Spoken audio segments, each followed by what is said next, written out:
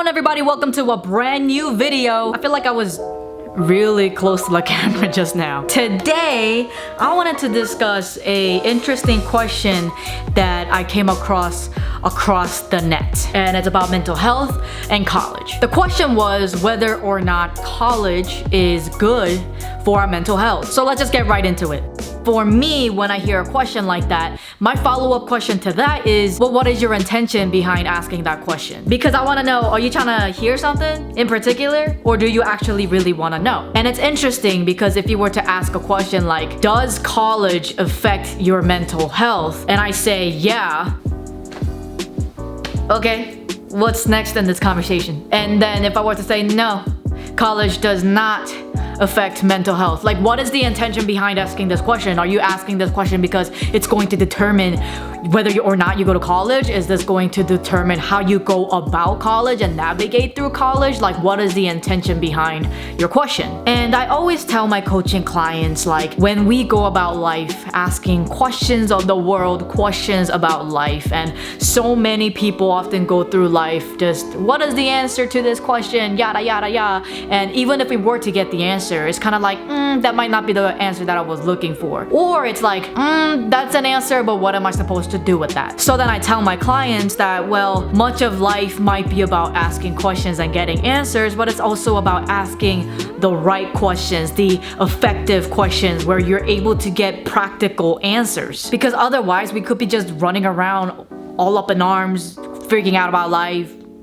all the while we're not even asking the right questions to begin with. So if I were to technically answer this question, does college affect mental health? I would obviously say yeah, it does. But not just because of college as an institution itself, but just you're talking about experiencing life at the lens of college for 2 years, 4 years, 6 years, 8 years. And if I were to technically answer this question, then I would say, well, technically, life itself can affect our mental health. You just never know what's going to happen. You never know what you're going to experience and go through. And I'm not saying yes to this question in the light of, yeah, college is super fucking toxic, don't go. That's not what I'm getting at all. Because I think that it depends on the college that you go to. I think that it has a lot to do with the friends that you make and what you prioritize. And I think it's a combination of the college culture and also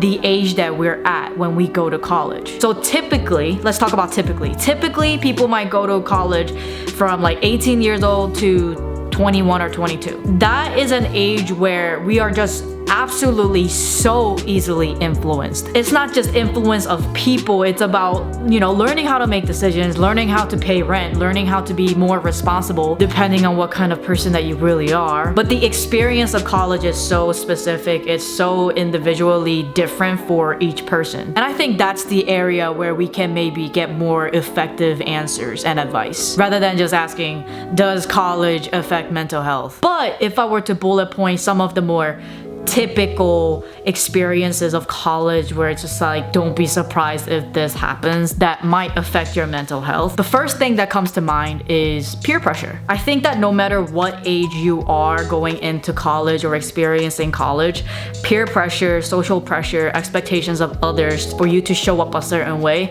I think this is one of the more common themes in college. And I think it's also about the things that the college culture has normalized, like drinking a ton, doing a lot of drugs. So whatever is cool to do, in the outside lens, it's like, it depends on who you hang out with. But if you're in it, it's like everybody's doing it. And because we want to fit in, we might show up a little bit inauthentic. We might make certain decisions that aren't really from the core of our hearts. And there's nothing wrong with wanting to fit in because it's a part of our human nature. It's a part of the Maslow's hierarchy. We want a sense of belonging. Sometimes throughout college, we just want to make friends, and so we might make certain decisions that might not align with our core values. And so yeah, no matter what age you are, I think it's very important to be clear on your core values. There's also, pressure to stay up late and go out versus just staying in. And that leads to, FOMO, fear of missing out, that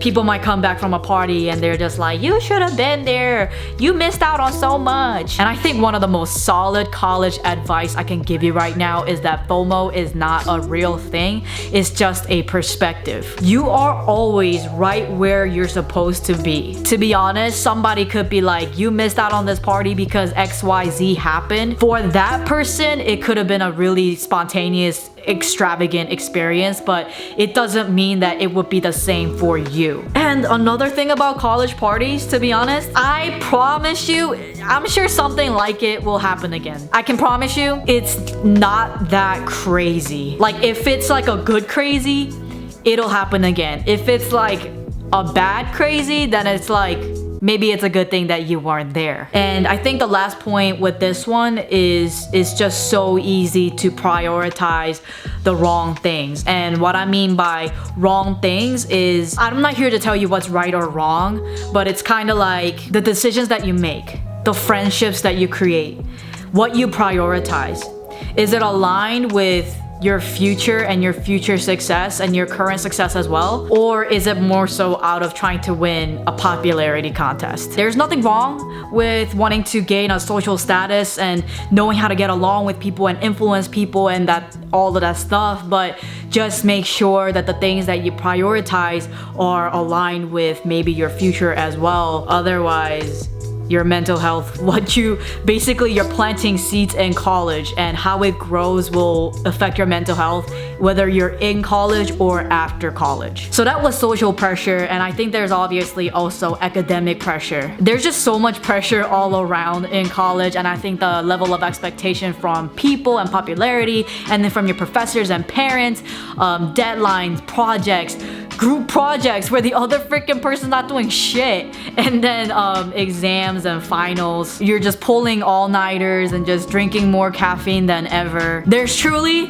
more caffeine than there is strategy, and that's one of the areas where I wish I had some guidance in when I was in college. And along with pressure from the outside, there's also pressure from the inside, from self. Even though college might seem like it's all about and only about partying and studying and getting a good job, it's just so easy to forget that we are human and we have a life of our own outside of the college experience. We still have drama maybe going on back home. It's just like, how do you navigate everything that's happening in college, plus taking the necessary steps to heal and to grieve and to take care of our mental health? These are literally topics that no one ever talked about while I was in college. And you know, we're in college, you think that we're talking about like kumbaya, self-awareness and emotional intelligence and let's hold hands and talk about our feelings, versus again prioritizing some other things. College for me, those 4 years, was when everything happened. Like, my apartment caught fire the summer before my freshman year, and that's when I was, you know, jumping from shelters to the studio apartment in Brooklyn, the story that I told in my first video. That happened, and going into freshman year, like, I don't know anything about healing. I was looking forward to college, like, what? Like, what do you mean? I don't have time to heal. What the fuck is healing? Like, let's do stuff. Let's make friends. Let's go out. Let's do stuff. And I never really talked to anybody about my mom having a heart attack and getting an emergency surgery. And then second semester of my freshman year is when I got diagnosed with type 1 diabetes, which is a chronic illness. I didn't know anybody else who had type 1 diabetes. I felt completely alone, had no family support. So again, I was going through that alone. Then my mom gets diagnosed with cancer. And then my junior year, she passes away while I was the president of my dance crew with our biggest performance coming up. I was a teacher's assistant for a lecture hall over 800 students, and I was an assistant student manager at a dining hall. And you know what I did? The day of my mom's funeral, I went to the funeral, got on the megabus, and went back to school. One time, I went to a class and I sat down and my professor was returning the pop quiz that we took the other day, and I was looking at it and I failed like miserably, and I was already like, ugh, fuck this. And then class starts and she says, okay guys, another pop quiz. And I was like, really? Fuck this. So I walked out. I walked out on my professor. I emailed her as soon as I got to my dorm room to apologize, and I'm just like, I don't know how to navigate going about life where I have to meet all of these expectations in college, and also, you know, my mom just died. And so grateful for her. She even was like, you know, I mean, it is a disrespectful thing to do for a student to walk out on a professor, but she understood my current experience, and then she said, you know, that was a learning experience for me too in how to support a student who might be grieving. And you know, you would think that experiences like that would prompt me to be like, you know what, maybe I need to see a therapist. Like, there's a campus therapist, they got campus counselors, like maybe that's the help I need. I didn't know that. Ain't nobody tell me. I didn't see a therapist until one day I had to go to the student pharmacy or whatever it's called to pick up my diabetes supplies, and there was this poster above a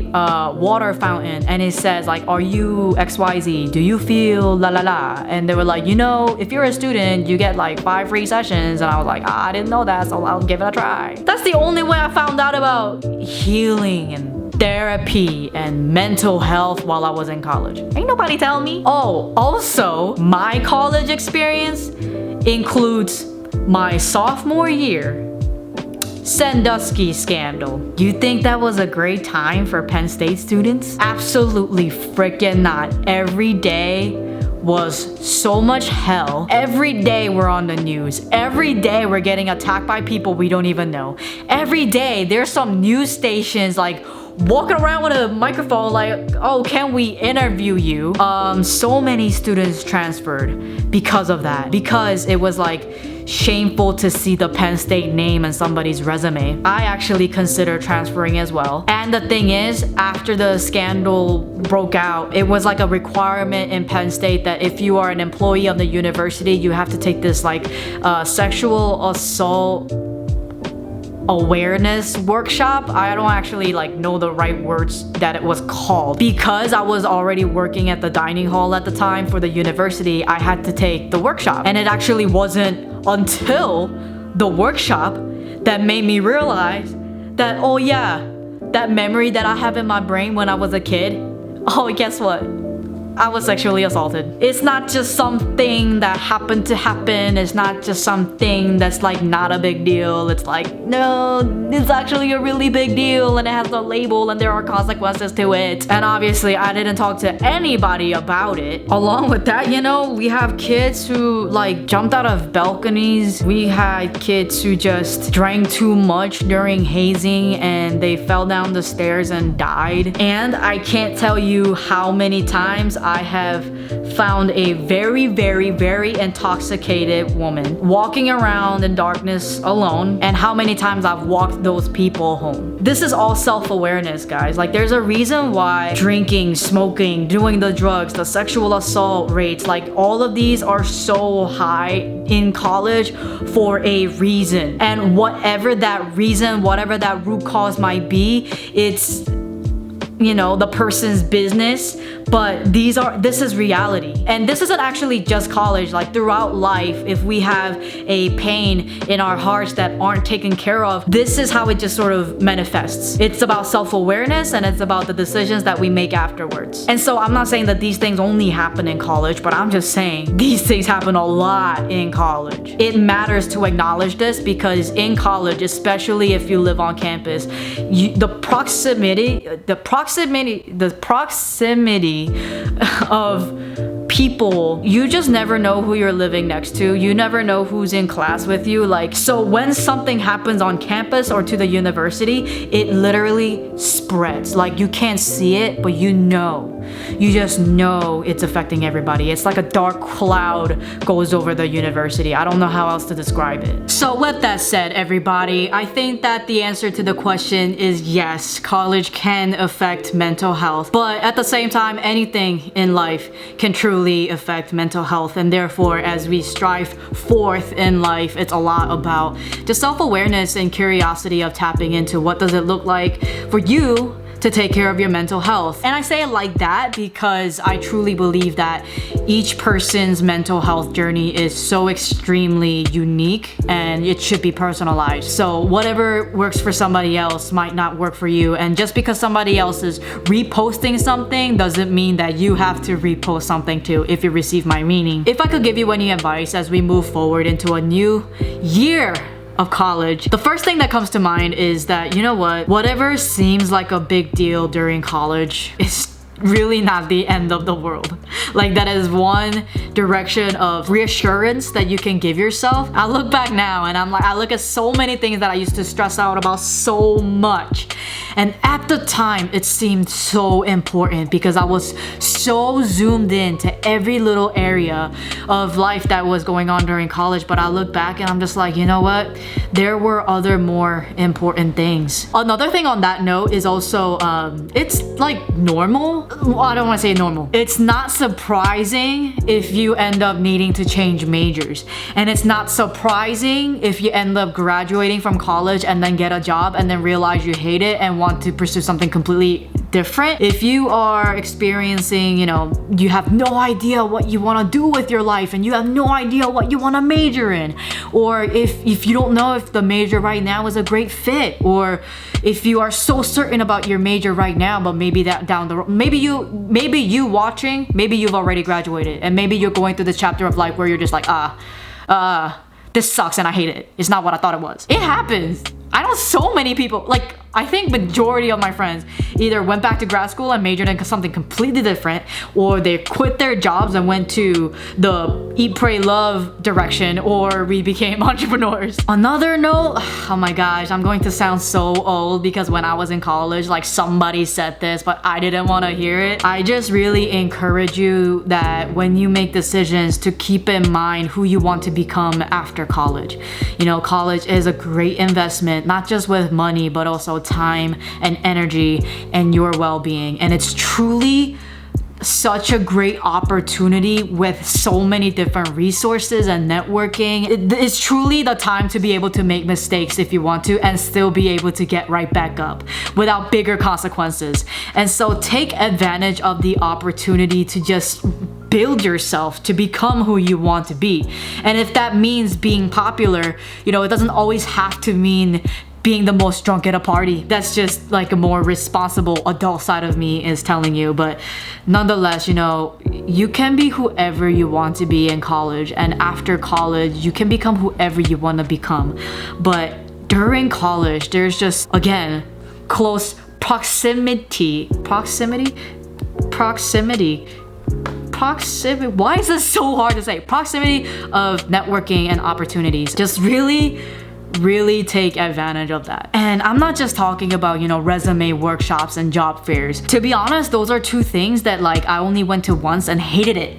I am so anti-resume. I don't believe that a piece of paper can actually show you everything that I'm capable of. You know, go to those things. Like, go get that help. After graduating, I got help from my friends who attended those workshops. So if you can, just go and ask a lot of questions too. But another few opportunities that are particular to college is some things like student organizations, clubs, leadership roles, jobs, and then internships, as well as like Greek life. If I could go back and change anything that I've done in college, I think that I wouldn't change anything. The only thing that I would include is actually joining Greek life. In particular, I would have wanted to join a multicultural Greek life. And that's because I really thrive off of tradition, culture, standards, expectations. Like I mentioned, I was a president of a dance crew. And while it had tradition, it wasn't like hard on paper. And so there weren't like, say, consequences if somebody messes up. It's just more annoying and stressful than anything. And lastly, I would just say to get a dope